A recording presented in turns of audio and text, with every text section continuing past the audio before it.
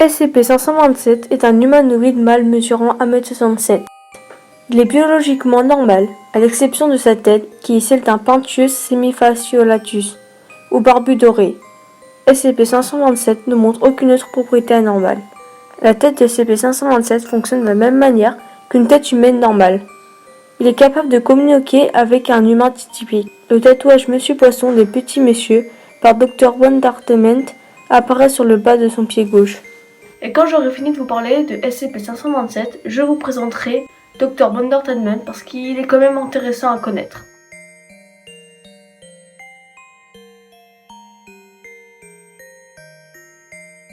SCP-527 doit être contenu dans un domicile pour humanoïdes standard au site 19. Aucune autre procédure de confinement n'est nécessaire. Il a été découvert à Boston par des agents de la Fondation et a été déplacé au site 19 en 2004.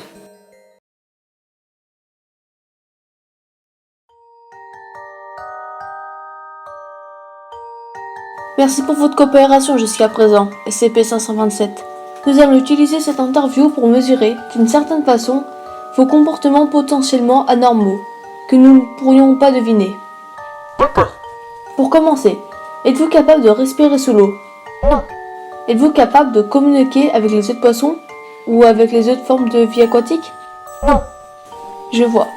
Quand avez-vous découvert pour la première fois votre condition? Avez-vous par hasard déjà été attaqué ou mordu par un poisson que vous n'aviez jamais vu avant? Ou vécu l'expérience de la rencontre d'une forme de vie aquatique divine ou quelque chose de ce genre? Non. Bien alors vous êtes comme ça depuis votre naissance? Ouais. D'accord. Connaissez-vous n'importe quel autre trait normal que vous pourriez exposer? Pas vraiment. Comme je l'ai dit à l'autre type, c'est tout ce qu'il y a. Je demanderai. Mensonges, rayures, chaud, douceur, ils ont tous eu la peau truc. Je suis le gars avec une tête de poisson. Avez-vous une idée de pourquoi votre créateur vous a façonné de cette manière? Ah, si je le savais.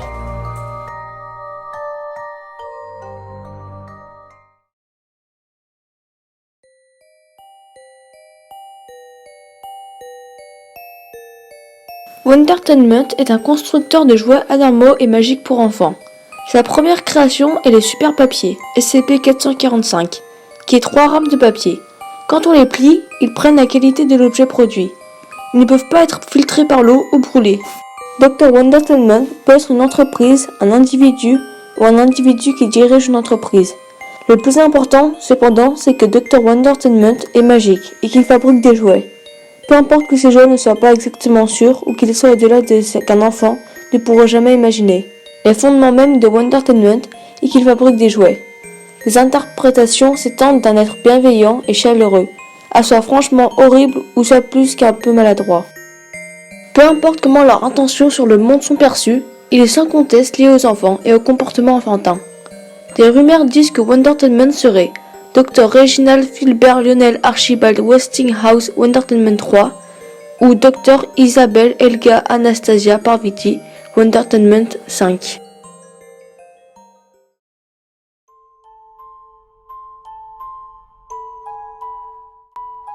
En haut de la hiérarchie de la SCS, on retrouve la branche administrative, avec le directeur, les secrétaires, les gardes rapprochés, les médecins et les concierges. Ensuite, plus bas, il y a la branche scientifique, la branche de sécurité, la branche des officiers de sécurité et enfin la branche technique. Si vous voulez connaître plus en détail les différentes branches, je vous mets le lien du site en description. Maintenant, je vais vous parler des 3 différents types de classes D. En premier, il y a les classes D1. Les classes D1 sont des détenus n'ayant pas commis de meurtre ou de crime. Ils ont accepté de servir la science et seront libérés à la fin du mois en étant amnésiés. Ils oublieront seulement le mois. Quand ils partiront, ils auront le droit de toucher une valeur de 1000 dans la devise locale. Ils ne participeront seulement aux expériences de classe minimale et moyenne. Ils ont leur salle de détention spéciale séparée des classes D2 et 3. Durant leur détention, ils ont aussi le droit d'être accompagnés par un garde dans la salle de repos du personnel. Les classes D2 sont des coupables de crimes moyens tels que vol à main armée, effraction, tentative d'effraction et braquage à main armée, sans causer aucun mort. Ils participent aux expériences minimales et moyennes. Les plus violents doivent se faire injecter un sédatif tous les mois. Enfin, les classes D3 sont des criminels condamnés à mort. Ils participent aux expériences moyennes et maximales. Tous leurs repas devront être remplis de sédatifs forts durant le matin. Ils doivent tous être confinés dans leurs cellules. Seuls les gardes étant les plus forts physiquement et mentalement peuvent garder les D3.